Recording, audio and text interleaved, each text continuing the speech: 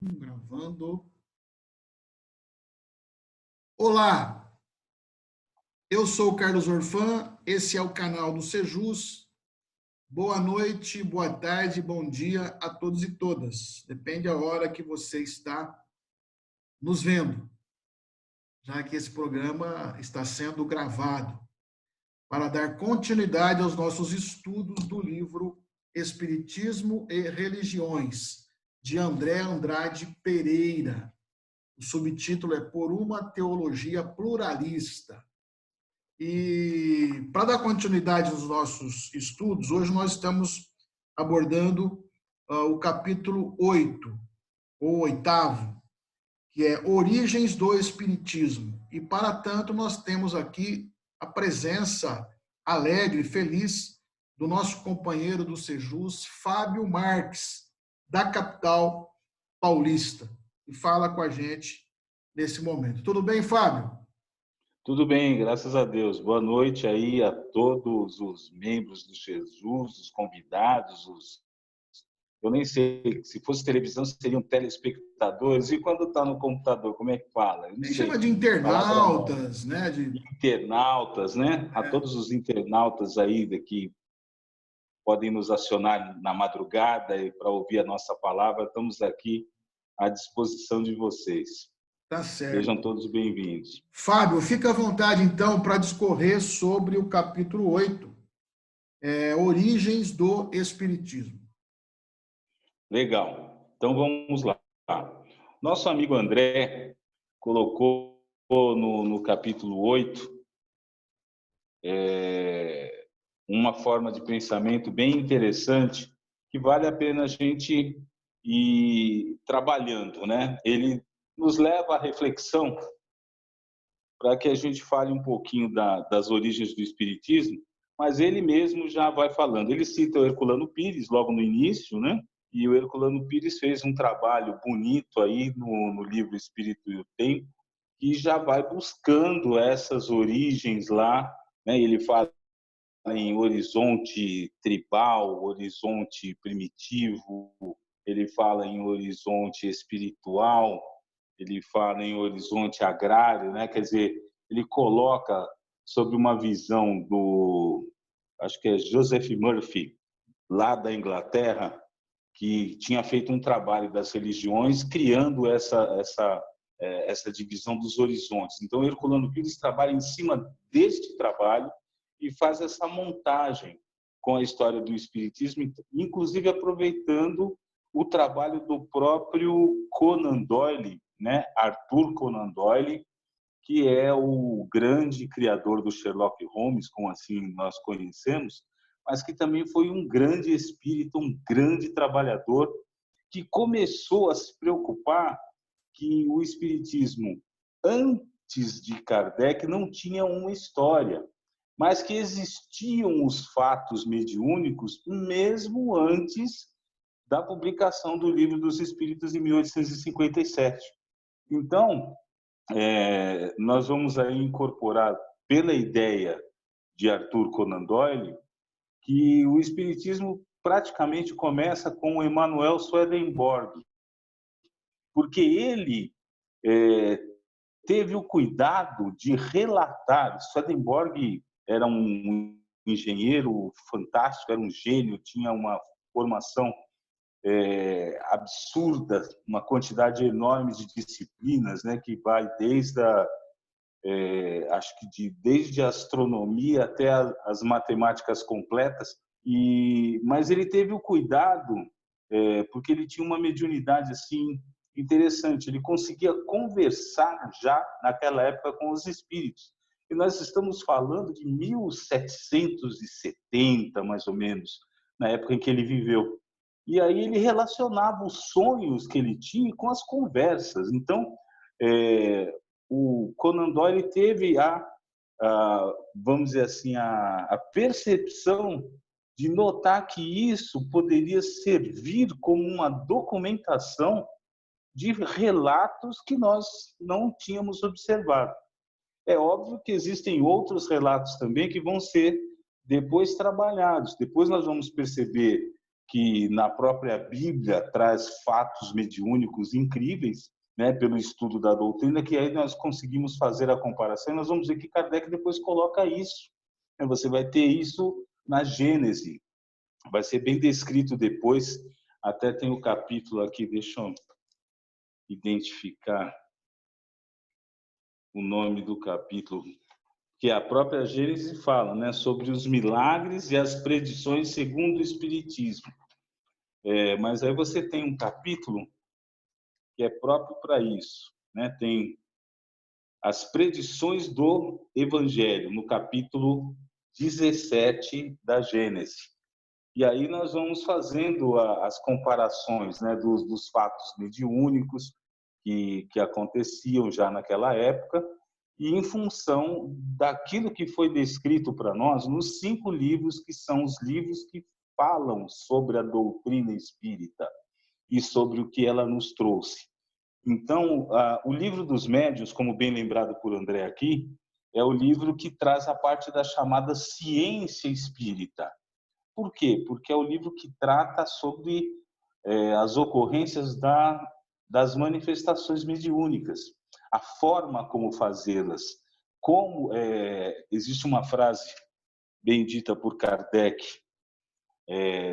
na Gênese também, que é assim: o Espiritismo é uma ciência de observação, não de criação, não é uma elaboração mental, é uma ciência de observação, como todas as outras ciências que foram criadas através de uma observação, anotação e repetição dos fatos.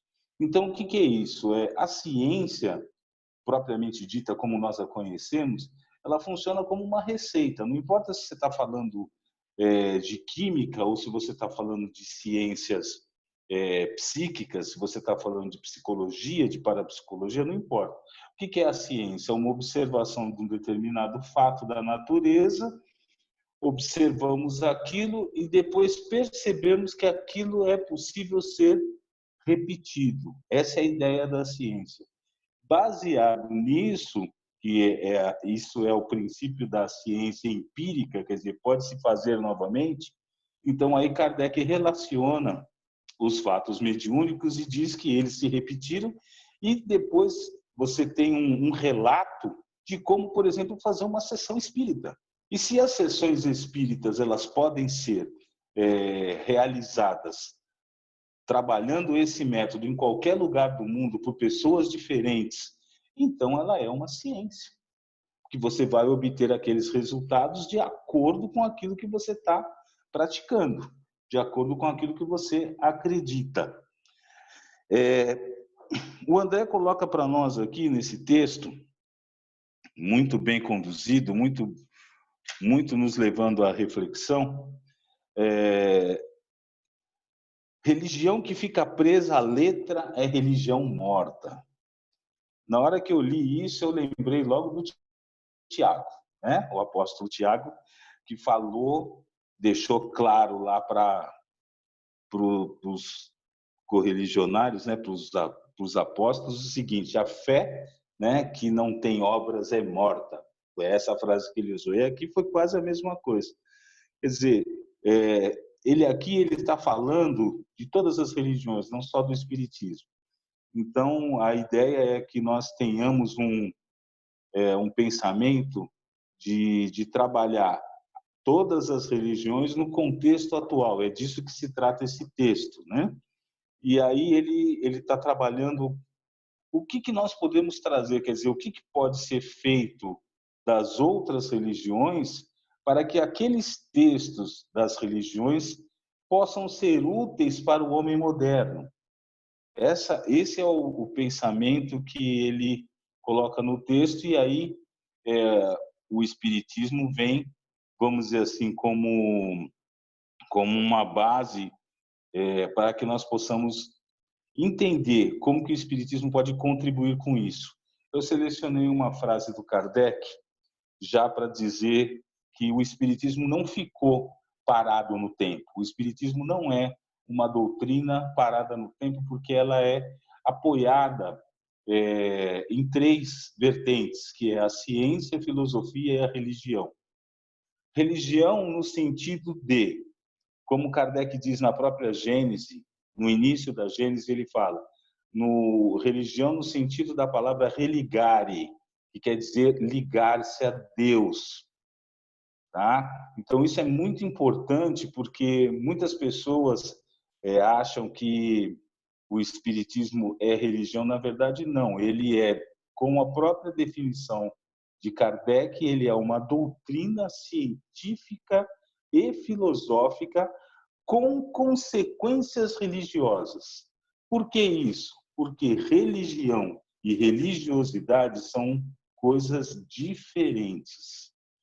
O espiritismo, ele não tem culto. O espiritismo, ele não tem, como é que nós falamos? Ele não tem rituais.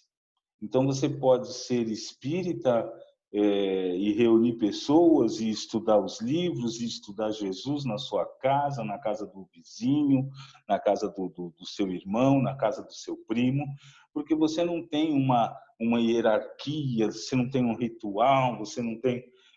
você tem o estudo e a sua fé. E recordando Kardec, baseado na ciência, baseado na filosofia, qual que é a melhor fé e qual é a fé que se torna inabalável? Somente aquela que pode encarar a razão face a face em todas as épocas da humanidade. O que quer dizer isso? Que nós precisamos estar acompanhando junto com a nossa crença, falo nós porque somos espíritas, estamos aqui trabalhando isso, precisamos trabalhar a nossa crença junto e acompanhando aquilo que diz a ciência, acompanhando os pensamentos filosóficos, a história da humanidade, os elementos novos que estão sendo trazidos pela tecnologia, mas sem esquecer que nós continuamos trabalhando o lado espiritual. Esse lado espiritual que a doutrina nos trouxe, bem naquela época, e o texto também faz com que a gente recorde disso, bem naquela época onde aconteciam coisas similares ao que nós temos hoje. Por quê? Porque na época em que foi editado, publicado o Livro dos Espíritos, nós estávamos vivendo o auge das descobertas do homem e nós estávamos tendo mudanças muito radicais no comportamento das pessoas. Nós estávamos saindo do absolutismo total, né? Quando foi que encerrou o absolutismo total? Quer dizer, aquela época que o rei era o monarca absoluto, ele era quase divino, ele era todo poderoso. Quando terminou lá a Revolução Francesa em 1789, olha só, 1789, que vieram os ideais da igualdade, da liberdade, da fraternidade. E aí, junto com isso, todos aqueles filósofos, todos aqueles pensadores, todos os grandes inventores e as invenções que vieram trazendo tecnologia, ferramenta, máquina a vapor, descoberta do mundo industrial, tear industrial, a formação da indústria, toda uma bagagem de cultura que veio com o chamado século da luz, né, os iluministas, os grandes pensadores que trouxeram as ideias que germinam até hoje em termos de justiça social, em termos de comportamento, e o espiritismo surgiu no meio disso. E qual que foi a grande percepção do espiritismo contra isso? Apesar de tanta evolução que o homem estava recebendo naquele instante, ele se afastou de Deus, ele se tornou materialista. Ele começou a acreditar que porque ele estava fazendo as descobertas, porque a ciência começou a tomar conta numa velocidade incrível dos acontecimentos, o homem se afastou de Deus. Existe até uma história, eu não consegui os dados para confirmar, mas parece que existiu uma época que tentaram matar Deus e depois precisaram trazer ele por decreto. Eu não sei se isso foi um movimento filosófico ou se foi um período que aconteceu mesmo. Eu preciso levantar essa informação mais adequada, mas houve uma época que tentaram matar Deus, aí depois o número de suicídios, porque as pessoas não eram capazes de viver a apenas em função da matéria era muito grande. Então precisava ter um lado espiritual. E aí o Espiritismo veio trazer as explicações de que tudo é necessário. Tanto o corpo como o espírito precisam ser cuidados com a mesma intensidade, com a mesma forma, porque um depende do outro para crescer. A matéria, na verdade, ela é algo que é dominada pelo espírito. Nós somos mais do que a matéria. A matéria, vamos dizer assim, é a forma que nós temos que utilizar para o desenvolvimento da nossa inteligência. É a forma, é uma ferramenta, é um meio, não é a coisa em si. Então, quando nós estamos voltados totalmente para as questões materiais, nós nos afastamos daquilo que é o mais importante, que é o desenvolvimento do nosso pensamento, das nossas virtudes, do nosso comportamento, desenvolvimento daquilo que nos une como irmãos, que é a ideia da fraternidade. É aprendermos que, se nós aprendermos um pouco mais do que o outro, aquilo que nós aprendemos precisa ser compartilhado para que todos possam crescer. E aí o Espiritismo traz, além das informações que nós somos os espíritos encarnados e que aqueles que se comunicam conosco são aqueles que estiveram na Terra também e que estão trazendo as experiências que a vida continua, isso foi um marco em 1857. Isso era fantástico, porque você tinha pessoas que não acreditavam mais em nada, pessoas que riam das igrejas, pessoas que riam das disciplinas solicitadas pelas religiões.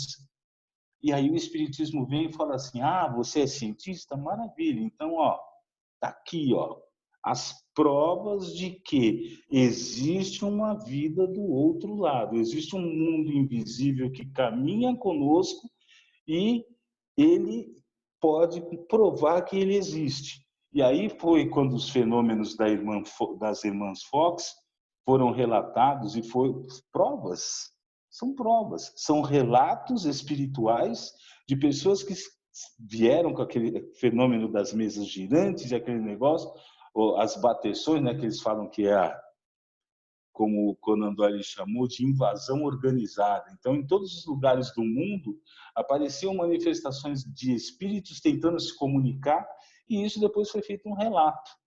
E aí Kardec passou a estudar isso e realmente montou. Aí ele vai montar todas essas manifestações que foram trazidas pela espiritualidade, pelos espíritos, e os textos, porque aí foram psicografados quantidade enorme de textos que Kardec catalogou, separou, reuniu e montou a coletânea que nós conhecemos como Livro dos Espíritos. E aí ele montou de uma forma pedagógica, com perguntas e respostas, e essas perguntas e respostas que ainda hoje respondem questões para nós, base que está aqui no texto também, o André fala assim, será, né, que existe alguma resposta no Espiritismo que sirva para o homem moderno? Sim, com certeza. Nós vivemos hoje as mesmas questões que viviam os homens na época da publicação do Livro dos Espíritos. Nós hoje somos materialistas, nós acreditamos somente na tecnologia, nós ainda não acreditamos que aquele ser que está preso ou aquele ser que é político ruim é um irmão nosso, e nós precisamos melhorar a nós mesmos. Os espíritos desde a antiga Grécia estão nos dizendo que nós precisamos aprender a conhecer a nós mesmos, porque as dificuldades que o outro tem são muito parecidas com as que nós temos.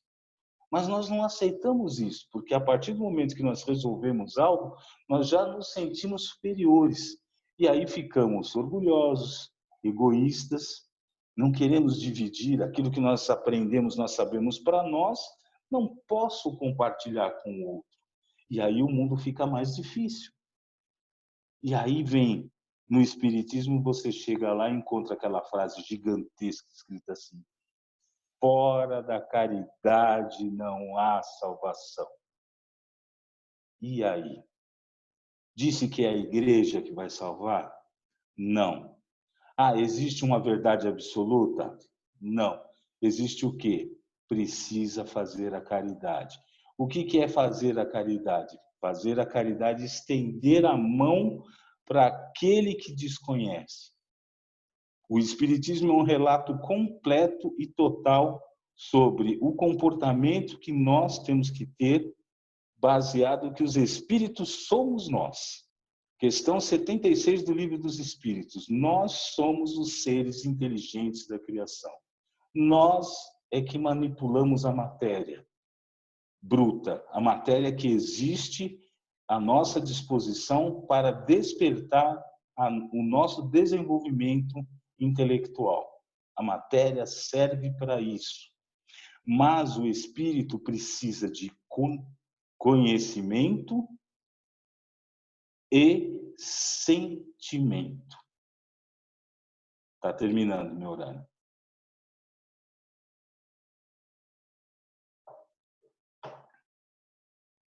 Não estou te ouvindo.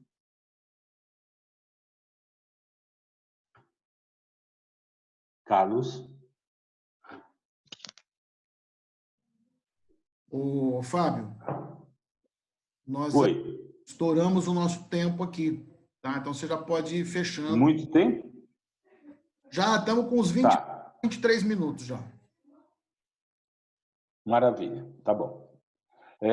Então, somente para concluir, né, nós estávamos falando das respostas, né, que o Espiritismo nos traz. E a pergunta era a questão se o Espiritismo oferece respostas para o homem no dia de hoje, né? Se há necessidade de se mudar aquilo que foi escrito no Espiritismo. Eu acredito que não. Eu acho que as respostas são claras, porque o homem continua ainda hoje com as mesmas questões. Ninguém vai ao centro espírita procurar saber qual a característica do seu perispírito. Eu não conheço nenhum centro espírita que recebe uma pessoa dizendo que quer saber como é que se formou o planeta Terra, ou por que nós estamos passando por isso. As pessoas chegam ao centro espírita porque elas perderam o emprego, perderam um amor, perderam um ente querido, porque estão porque têm dificuldades mediúnicas, ou porque enxergam espíritos, ou porque têm perturbações durante a noite. Então, e aí ela vai descobrir depois, através de palestras evangélicas e do nosso cuidado, elas vão descobrindo que o estudo vai ajudá-las. Então, o espírito continua sempre precisando de receber o alento por aquilo que ele está sentindo de equivocado. Então, ele precisa de conhecimento e precisa de amor. E a nossa função é essa: divulgar o espiritismo de amor, divulgar o Cristo através do conhecimento espírita e trabalhar para a fraternidade de regeneração. Esse é o nosso trabalho. Que assim seja. Feito? Muito bom, Fábio. Foi um prazer estar com você aqui para ouvi-lo, né? Sempre trazendo reflexões importantes aqui para nos ajudar a continuar estudando não só esse livro, mas toda a doutrina dos espíritos, né? Que assim seja. E eu quero então te agradecer. Fábio, quer fazer alguma palavra de despedida? Só uma boa noite e desejar a todos que, nessa época que nós estamos vivendo aí de ficar em casa, né? Vamos sempre lembrar que máscara salva vidas não devemos sair de casa se não estivermos preparados, e que isso é algo que vai passar, né? Como diz a espiritualidade, tudo tem um ensinamento. Nós estamos passando por um grande ensinamento, que é o da solidariedade, que nós estamos vendo e que está funcionando, e vai funcionar. Nós vamos acreditar e vamos trabalhar para funcionar. Solidariedade é o que está de lição para nós nesse momento aí de pandemia. Que todos Tá bom. possam ter paciência para passar. Tá bom? Tá joia. Fábio, obrigado a você pela participação. Obrigado a você que nos acompanhou até agora, companheiros do Sejus. Você que ainda não se inscreveu no nosso canal, se inscreva, curta e compartilhe o nosso vídeo, que é para a gente poder avançar mais na internet, fortalecer mais o nosso canal e o nosso coletivo de estudos Espiritismo e Justiça Social. Até a semana que vem, se Deus quiser, com o capítulo 9 do livro Espiritismo e Religiões. Tchau. Boa noite, Carlos. Boa noite.